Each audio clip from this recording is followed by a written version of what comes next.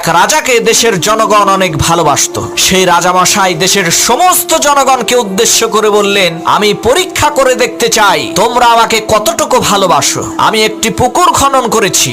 ওই পুকুরের মধ্যে তোমরা দেশের প্রত্যেকটা নাগরিক এক গ্লাস করে দুধ এনে ঢালবে, আর আমি আগামীকালকে সেই দুধ ভর্তি পুকুরের মধ্যে গোসল করব। রাজার এই বক্তব্য শোনার পর এক লোক চিন্তা করলো, দেশের লক্ষ লক্ষ মানুষ প্রত্যেকেই তো সেই পুকুরের মধ্যে দুধ ঢালবে। আমি যদি রাতের অন্ধকারে লুকিয়ে দুধের জায়গায় এক গ্লাস পানি ঢেলে দিয়ে আসি, তাহলে তো কেউ তা বুঝতে পারবে না।